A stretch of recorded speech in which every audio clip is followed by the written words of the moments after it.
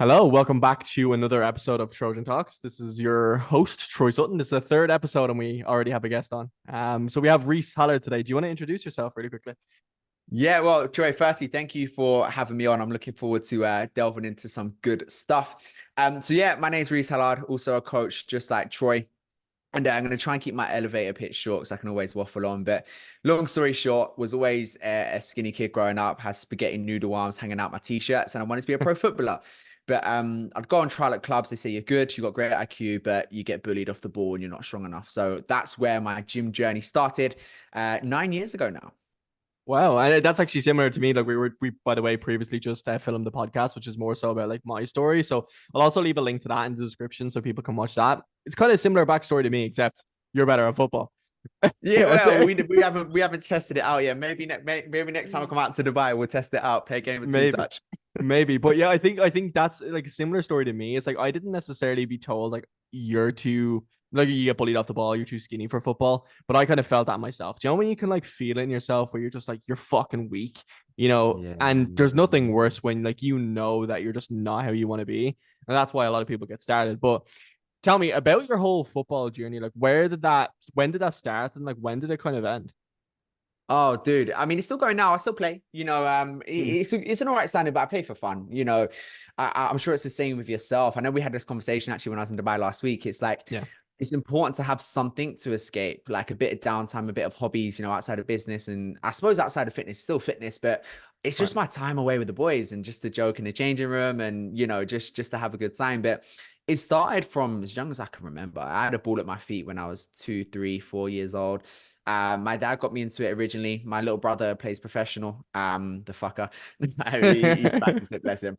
But yeah, we just used to train every hour of every day and just out on our field together, just playing football down at the local courts. And I would probably say not the passion weared off, but I would say the passion got replaced. I was Right. trying to chase it all the way up to 17 years old. And this is when I started PTing because for me, I thought, I said, got into the gym to help with my football. I gained some size. First time I've ever felt confident. And the word I used was I felt powerful. I felt like I had presence. I felt like I couldn't be picked on. I felt good in myself. And, for me, that was the next logical step was, okay, let me help other people do it. But my goal on the side, I still wanted to be a pro footballer. But my first transformation, her name was Sophie Williams, if she's listening. My first transformation where she goes, Reece, you changed my life. I had goosebumps. Like I couldn't tell you. Mm, And the butterflies I would get scoring a last minute goal, I never thought I could replace until I yeah. received a message from Sophie and a couple of photos to show how different she looked and how much she said her life has changed. I was like, there's no feeling I've ever had like this on the football pitch. This is where I'm meant to be. This is my life now. PT is my calling, and coaching is my calling. So that's when football passion was replaced. I still play for fun, but it was Mm. replaced with my new passion, which was coaching. And when did you start online coaching? Oh God. I started online in COVID. Before that, for 5 years, I was an in-person PT. So Mm. just on the gym floor, in 10, 12 hours a day, helping people out. But I always thought, I want to do online, but I just ain't got the time. And I went into, COVID, and when everyone's results got a million times better because it was forced to be online, I thought, right, if I truly am in this for the right reasons, which is to change lives, I need to bite the bullet and do this whole thing online because it's how people are going to transform. So yeah, what was that, 4 years ago now since COVID? Four or so years ago. Time has flown, huh? Oh, gee, I feel like it's yesterday. Yeah, I know. It's similar to me, to be fair, because I was kind of forced online because I only had three clients at the time. At the time, I was balling though. I was like, I love this. Yeah, It's good though because it shows that a true passion for the industry. The fact that you were working 12 hours a absolutely. day, you love the fact that I had three clients. I thought I was living it. But anyway, Yeah. I was forced online because the gym kind of closed down, and there was a lot of Yeah. regulations in place that I couldn't continue, making an income and feeding Of myself. course. So Yeah. we pushed online, and it was like at that point where we had the three clients online, I was like, shit, this is possible. I was like, I Wait, remember saying to my paying on a clients, I was like, laptop? yeah, I was like, we're just gonna do it online, and they were like, is that possible? And I remember replying to them, and I was like, I don't know. Yeah, I'm not we'll sure, find but out.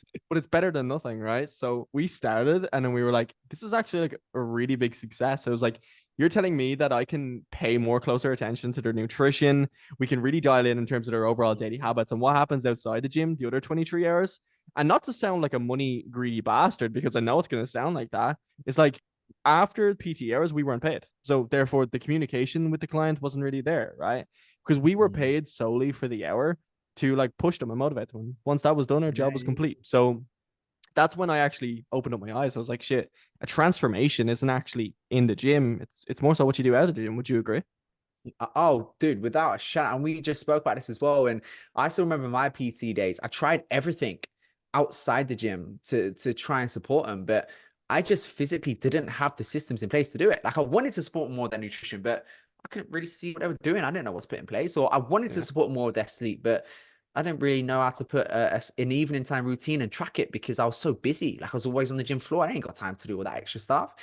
So we just spoke about as well, 5% of fat loss results comes from gym training. Mm, 95% comes from outside the gym with metabolism, hormones, activity, ferment effects of food with digestion. That's yeah. where the transformation comes from. So taking it online and putting systems in place to be able to show said client that comes on board, oh, you struggle with sleep? Here's a full sleep routine to help you get an extra 2 hours of high quality deep sleep a night. Oh, you Yeah. struggle with nutrition? Great. Here's a tailor meal plan built around your busy career and lifestyle that I know you can enjoy because you said you love these foods and they're right on in there. Oh, you need it changed? Cool. Give me 2 minutes. I'll change it. In PT, if someone needed something changed, yeah, I'll hopefully get back to it in 2027 on a Friday because I'm fucking back to back with PT. Like, it's the online world just blew my mind on how much more we can support people than Yeah. you can in PT. I think it was funny though, because I remember going back to my I think I actually have it because I had the same laptop at the time just after COVID. I made my first ever like meal program. It was like one of those like really shitty PDF ones. I was like, I looked back at it. I think it was like probably a couple of months ago. I was like, holy fuck. I was like, Oh, I like, dude. first of all, I would have fired me. Second of all, I should not have been paid, right? But I suppose that's the best we could do because as in-person PTs, we're not up to date. We don't have time to research best systems for nutrition and stuff. But now that this is like our forte, is like we make sure that we have the best systems in place, and it's actually mad how smoothly the internet runs. Oh, dude, like we have the time to make sure everything is completely pristine and the results are maximized. But this will Mm, make you laugh. I still remember my first like set of online programs I launched. It yeah. was £20. It was just the one-off £20 for a program. And do you have time hop? I don't know if you've got the same one, but Yeah, there's yeah, yeah, yeah, time yeah. hop. I had a time hop screenshot come up and it was me lying in my bed. It was a picture of the laptop. You can just about see Peaky Blinders in the background. It was a picture of my laptop and it was a Word document and it just said set one, da, da, da, set two, da, da, da, set three, calories Yeah. at the bottom, Word document, save it as PDF, send over, bank transfer me £20. That was it. Did those Mm, people transform? Absolutely fucking not. 'Cause they didn't have no. everything else they needed or the accountability of the long term. But yeah, I had that come up on my time hop. And sometimes it's, one of those nice little reminders to go, maybe, we are on the right track because just like those listening, we get those times where you go, fucking, am I doing enough? Or am I far enough? Or do I need to do more? Sometimes those little reminders is important. But see, you know what though? Like those £20 programs is like, although they didn't actually help them transform, it's mad how people think that one £20 program will completely change their life. And it's because they're stuck in the mindset of, they don't need accountability, right? Nobody needs to tell me to get up or nobody needs to help me improve my sleep because I just go to sleep earlier. And sometimes people need to understand it's actually not that easy to just, because if it was, well, why the fuck aren't you in shape, right? In all due respect. And 100%. I think we need to be honest like that. And I think that's why a lot of my clients really do appreciate me is because I'm really spitefully honest, right? And I 100%. mean, take Yeah. it as a good thing or take it as a bad thing. But I think a lot of people think that a £20 program, like just, set one, set two, set three, is like, this is going to help me, get girls, this is going to help me improve my sex drive and stuff. No brainer, £20. Uh-uh. There you go. I mean, the Yeah. funny thing on that is, and I know you're exactly the same, we give all that shit away for free now. I Yeah, give away literally. sleep Yeah. optimization guides. I give away full training programs. I give away my very own nutrition programs. I give away nutrition courses teaching you how to do the whole thing. And it's all free. Mm, But it's not necessarily like it's a good foundation to build for education. But I think the value in a coach, or let me rephrase the value in a good coach like yourself and myself, I'd like to mm, think, is not the plans that we can provide. It's the experience and course correcting and accountability along the way. It's us knowing and understanding your personality because we've got the experience of working with many people just like you to go, psychologically, I don't think you're going to work well with said nutrition plan. It could be best for you, but I don't think long term you're going to actually work with it. So because of that, I'm going to change it to this. I'm going to add this, right? So like, mm. you know how to psychologically get this person to adhere. You know how to communicate with said person. You know how to course correct when they hit a plateau. That's the value in coaching. It's not, here's a training plan. You can have that shit. You can go on chat GPT, AI can write that shit, but it doesn't get Yeah. results. That actually brings me on to my next point. It's like I had two things said to me. I think it was last week because basically we didn't have a system where we could give away free books and stuff like that without my Instagram completely breaking. Right. So a quick story is like I launched a free fat loss webinar, right? Yeah. And we posted one story and we had 13,000 people want it Jesus just with Christ. one story post, right? And it Yes. completely fucked my Instagram. My Instagram just wouldn't load. You know, when people send keywords, and then obviously, of course, we have people that are able to send the guides to them and stuff like that because, well, nobody expects us to reply to 13,000 people, right? Yeah, of Um, course. and I remember just sitting there, and my Instagram box was like halfway on the DM side when I tried to swipe. It was halfway on the DM side, halfway in the story slide, and like I could scroll on the left side of like my posts, and I could scroll on the right with my DMs. It was like it was fucked, right, for like a That's week. brilliant. So I said to myself, I'm never doing that again. But anyway, we found a way that we were able to get around it. And we done it the other day. I think we gave away an 8 hour sleep guide, right? And somebody came to me and was like, why are you giving all this away for free? Like I've seen you give away workout programs, free nutrition programs, and free supplement guides and stuff like that. Why do you give that away for free? And I was like, because in reality, it's not gonna fucking help you. I'm just, Yeah, you know yeah, what I yeah, mean? yeah. But the thing Because is that on that, the hope is that it does. Because mm, for some people, I would say for 15, maybe 20% of people, it will. It will yeah, for 15, mm, 20% of the people because they can either have accountability from a spouse or partner that's really on them, really, really on them, yeah, or they just have extreme drive themselves. So like it does still work. And that's why we pull it out. And my mindset always with it is, because I got asked a similar question. It's like, my hope is that this free guide helps you transform. And at some point, you're going to go, fucking hell, these results have been so, and this is just full honesty and transparency. You're going to go at mm. some point, these results has been so good from this free shit. Imagine Maybe what I the want paid to take it is. to the next level with this paid program. So full Mm. transparency, I do it because I want to help you down the line. But that doesn't happen and I don't help you down the line, you got a load of free shit to walk away with and transform with. So it's a win-win, right? I would say, yeah, no, definitely. I would say education is great because it can fall down the line of some people going, well, eventually, I would always say always be the student in a room, right? Because that's how you learn more and that's how you get better. But majority of the people that are downloading these guides, right, they start to achieve this mindset where it's like, right, I've got a sleep optimization guide where I don't need fucking help. I don't need tips no more. It's like I've got this guide. You know what I mean? And Yeah. what I see spikes a lot within the people that I chat to on Instagram on a daily basis is like when they download this guide, they feel unbreakable. And I love the motivation it gives them, and I love the mindset it gives them. But Love it too. sometimes they can be very negative affected towards their journey because they feel like they know it all now, right? And I see so many people just being like, I know everything about the gym and I know everything I need, except why does that not correlate to your body, right? And I'm Yeah, not saying it in a absolutely. spiteful way. I'm more so saying is like it's not about the plan you have, it's about how you implement the plan.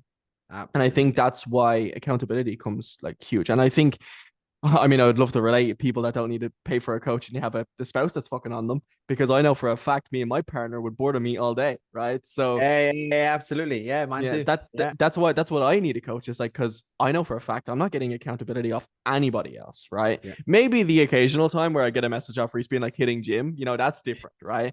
But nobody's checking in on me, making sure I complete my diet, So I think 100%. that's why a lot of people I think a lot of people are shocked when they hear me and you have coaches, and they're like, "Why would you need a coach Oh, when you have a absolutely. coach?"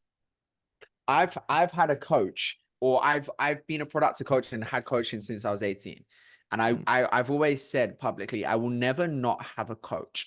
And it's not because I need information or I don't know what to do. It's because having someone in your corner that holds you to a higher standard than you hold yourself is so valuable. Like, we're human beings. We like to eat food. We like to have a drink. Like, every now and again, we like to do things that aren't necessarily quote unquote perfect. So just having someone in your corner going, yeah, that could be better. Yeah, I know. Or going to the gym, sometimes I feel knackered. Sometimes I've had a long day. So I'll go and put my best in, and someone goes, you could have probably pushed an extra 10%. Yeah, you're right. I'm going to do it on the next session. Or even just me in the gym knowing, coach, you're going to kick my ass if I don't get 2 more reps in it. Fuck it. And then just going, right, that gives me that extra push. If it was yeah. myself, I could allow myself to get a little bit complacent. And people do think, oh, you're a coach, you should be able to just find that in yourself. And yeah, we're coaches, but we're human too. Like, this happens, right? It's normal. That's why I was recording a check-in the other day. It was for my client Clint, right? He uploaded his check-in on Monday and he was just basically saying how he had like a really fun weekend. He had some stuff going with the family. He brought his son out for his, I think it was his 16th birthday. He brought his son out on a cruise and stuff like that. And they were just having a fucking good time, right? And he uploaded his check-in and he basically said the word sorry in his check-in, right? And I remember recording the check-in video. I was like, dude, what the fuck are you saying sorry for? I was like, me and you are on the same level. I was like, I completely cheated on my diet this weekend. I won't lie.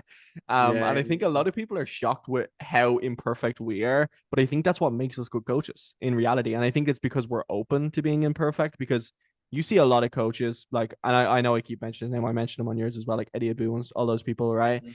They're so obsessed with doing the most scientifically perfect thing where I would say behind closed doors, they're probably the worst for it, right? It's insecurity. Oh, absolutely. And I think Absolutely. that's where our clients respect us a lot more than maybe ex coach that wouldn't. Of course. And I know we spoke about it a moment ago as well, but something I always relay back. And when you look at people like, let's say the example you just used of Eddie Abu, right? Mm, There's things that are good in theory and there's things that are good in practice, right? In yeah. theory, if you can eat the perfect foods every single time that just come out the ground and your health is optimal and you cook 15 hours a day, brilliant. Let's go, right? Mm, When you get 3 weeks in, you go, I can't fucking do this anymore. Right. Realistically, is that like being perfectly oh, sorry, being occasionally good is better than being always perfect, right? So like I would rather you have the odd takeaway, have the odd date night, or enjoy the odd treat, and you can stay consistent to the better part of your 90% part of your diet for 10 years, as opposed to being perfect for 3 weeks, going back to square one and yo-yo in and out. That's where good coaches can see the bigger picture. And other people who have never got experience coaching people generally one-to-one, like maybe Eddie, who's was a bodybuilder then a nurse, not had one-to-one fitness clients, to mm, realize maybe this isn't realistic for your average Joe who's got career, family, responsibilities, and also don't want to give up the will to live yeah. for shit things that they can make them give up after 3 weeks. What would you say is because there's a lot of diets out there right now? What would you say the worst diet you've ever seen being publicized on social media is? Keto.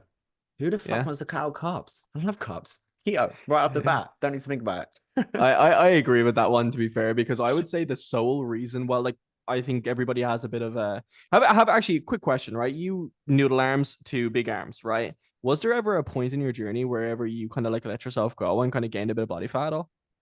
Oh yeah, COVID was crazy for me. COVID was I've been on both ends of the spectrum.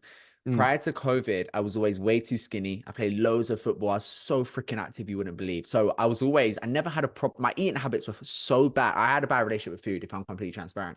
My eating yeah, habits were horrible. I'd have 5, 6 Kinder Buenos or Snickers a day. I'd have 5, 6 packets of cheese and onion baked crisps. It was really fucking bad. And that was at my lunch, right? yeah. But in COVID, my activity went down because no football. My diet habits stayed the same. So I ballooned. I had a pot belly. And most importantly, I felt horrible. My energy Mm, was rock bottom. I felt like absolute crap. So then I was in the end where I was thinking, fuck, I need to diet. I need to sort myself out here. I'm meant to be the leader. I'm meant to walk the walk and lead from the front. What the fuck am I doing? Like, this isn't who I am or what I preach. So I actually flipped the script and went, "All right, I need to lose weight here. I need to get shredded. I need to walk the walk and show what I'm about." So that's when I actually was on the other end of the spectrum and dieted down. So to answer your question, yeah, I had to go down both ends of the spectrum. yeah, I think I kind of went a bit off where I was actually going with that. But anyway, where I was about to basically say is carbohydrates, they're the reason you got to a point where you are, right? Yeah, And that was yeah, the reason where I like Kinder fucking boy. And I was, geez, they are good. And I mean carbohydrate city. But anyway, an interesting thing about being on the both side of the spectrum, I think is very good because we can actually relate as well to people. yeah. And do you agree that growing up you were always skinny, right? Got to a point where you had some more tissue on your body, and then you got to a point where you consider yourself out of shape, right? Was that weird to be in a fat loss journey considering where you started? Oh yeah, fucking well weird. I was thinking, diet, wait, not eat whenever I want, whatever. What are you talking about? Why do I want to do that? No, it was Yeah. the weirdest thing in the world, but it the results from a fat loss perspective were cool, but they weren't the wins for me.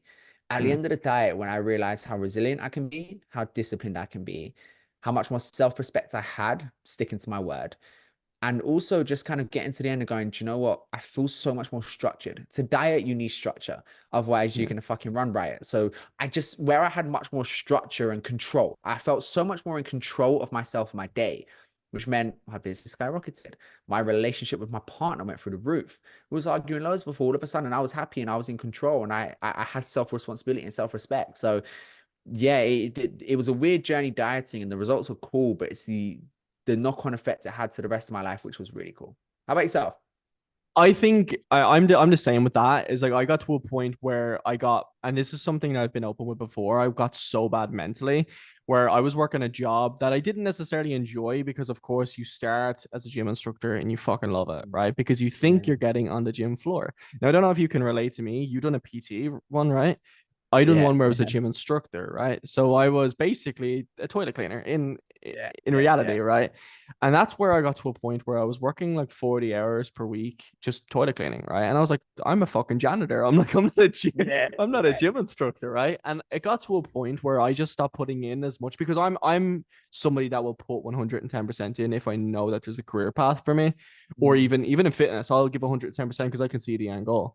Um, but with that, I just got so fed up mentally, and which means that my productivity in the job actually went down, meaning I got my hours cut as a punishment, right? Because of course I wasn't performing. Yeah. Yeah. Yeah. Then I had to pick up a retail job, and I basically just got really badly depressed, right? And that lasted for like a 6 to 7 month period. And throughout that 6 to 7 months, I didn't go to the gym once, even though I trained in the gym. Could you Yeah. Yeah. imagine? Like I Yeah. Yeah. Of trained in the course. gym and I never actually trained on it, right? And that's just showing that how important the mindset is to have in place, like while you're actually going forward into your journey. But yeah, so coming from that other end of the spectrum was like I always wanted to gain weight and gain muscle. It's like when I got to that stage where I had to lose weight, I was like, what's going on? What's going on? Yeah.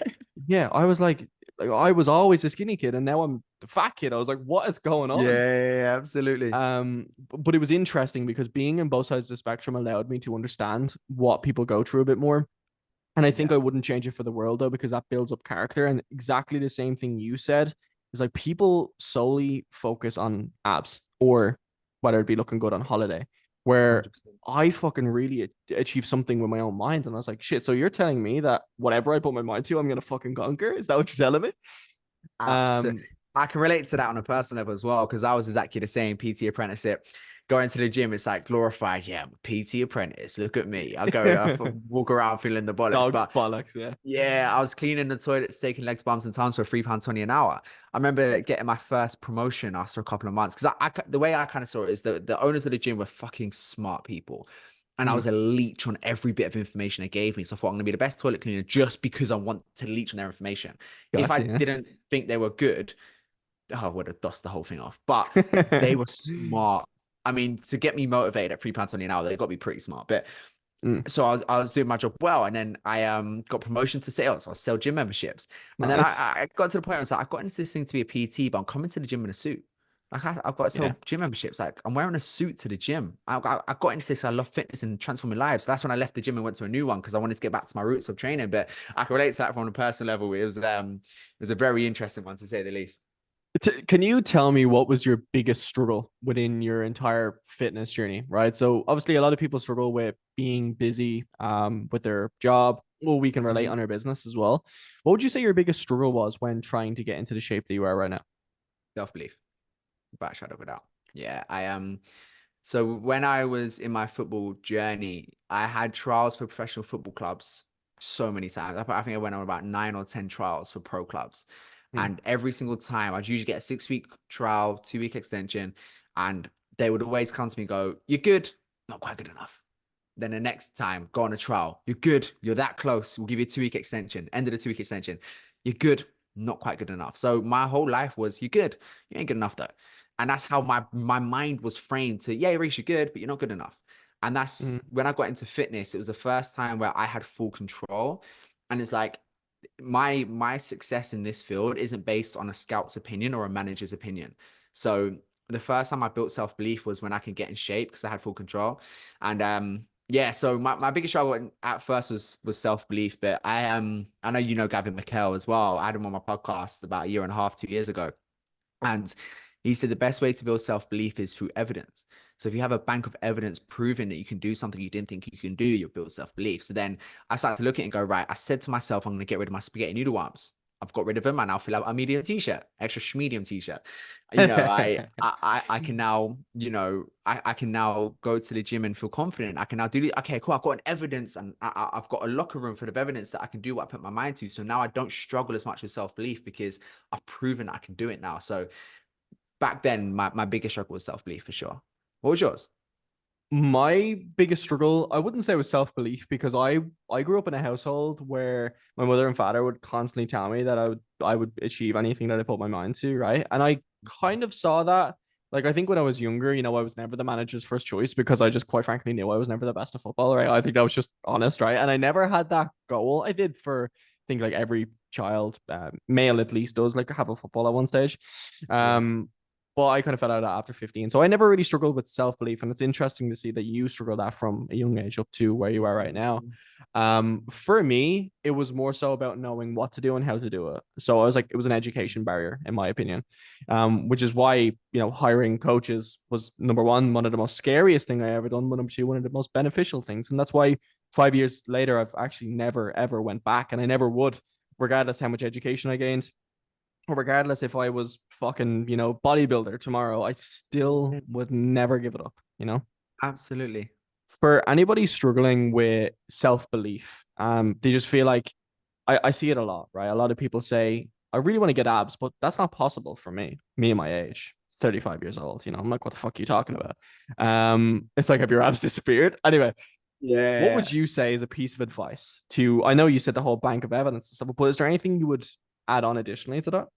Yeah, I mean, for the first one, you can't find evidence in yourself, find it in someone else. Like the only way you won't be able to see abs at any age is if you're an alien and you're not really a fucking human, because unless you defy science, you can see abs. Like there's a fucking route to do it, right? Yeah. But the first thing I would do is like I would kind of go, okay, if I've got no evidence that I can achieve what I want to achieve, can I find someone similar to me who has? So can I go on to Reese's or Troy's page and find someone who's similar to me that never thought they could and now they have, right?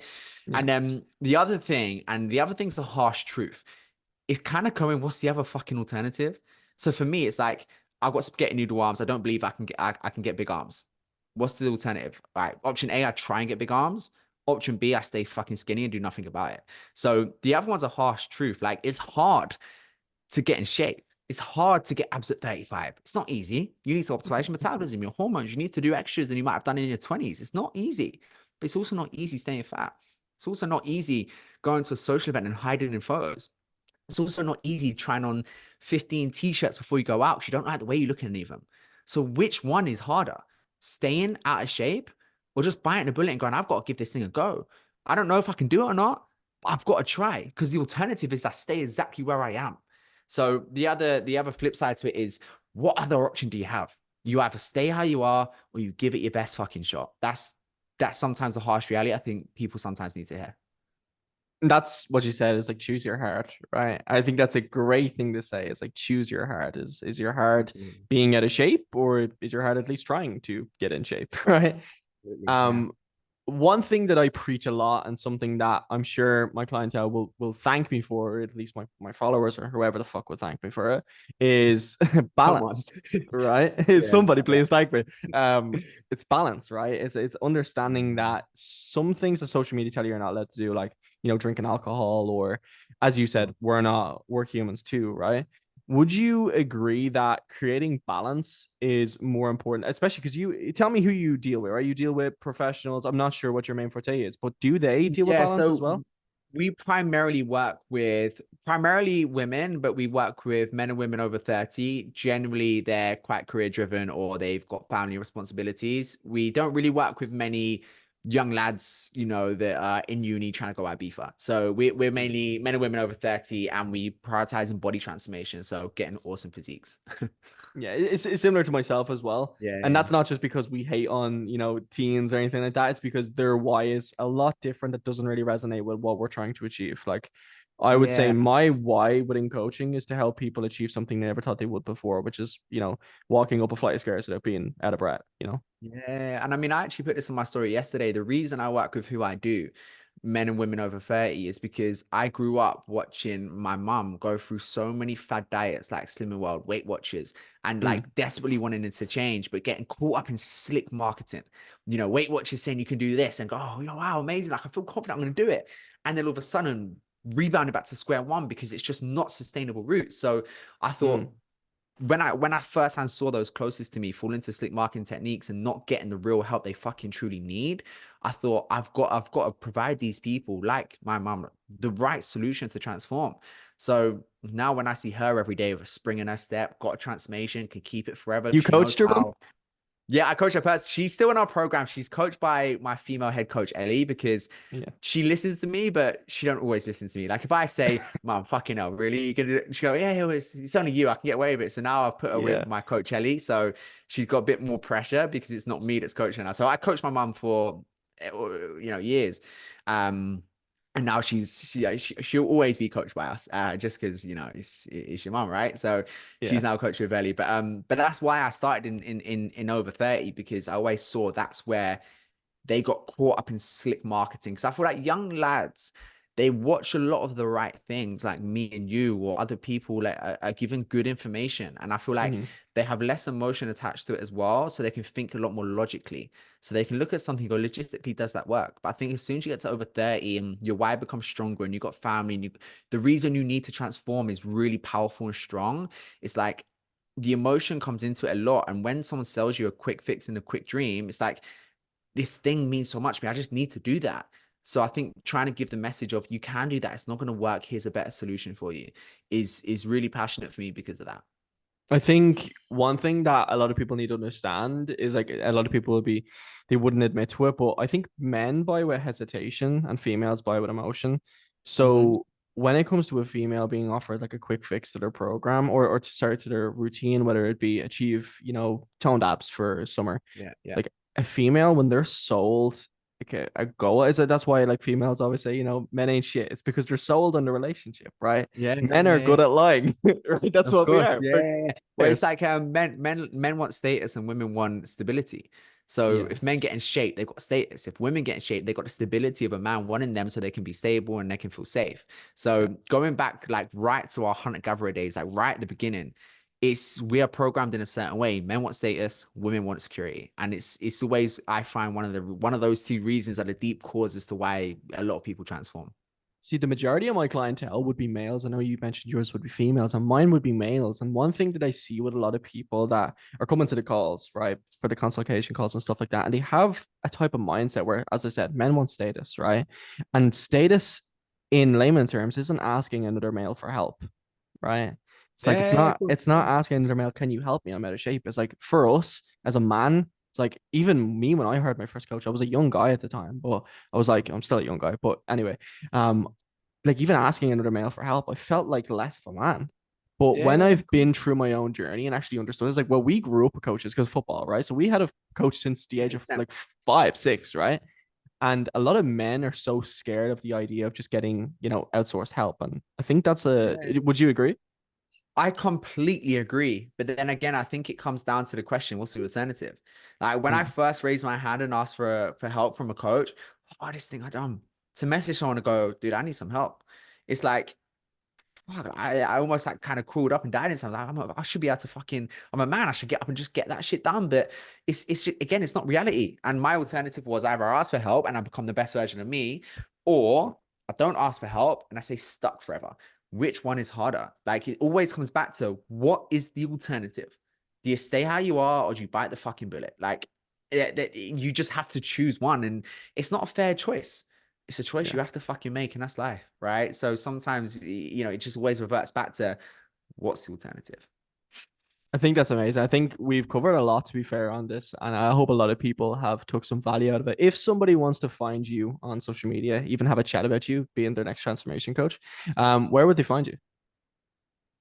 So we're on Instagram at Reece Hallard, REECEHALLARD. And we've just had Troy on our podcast as well. If you want to listen to myself and Troy speak in a slightly different light, more about Troy's journey, his story as well, on the Smart Body and Performance podcast, which will be out very soon as well. So they're probably the two best places. For sure. And I will leave a link in the description because I know that for a fact about like with the Irish and the UK accents, it's like everybody's like, wait, hold up, what did he just say? Did he just say Reece Hallard or what the fuck did he just say? Google Translate. So I'll just leave a link in the description for everyone. But with that being said, really thank you, Reece, for coming on and spending your time. You're a very busy guy. So I appreciate it. No, dude, thank you for the invite. I really enjoyed it. Bye bye, guys. See you in the next one.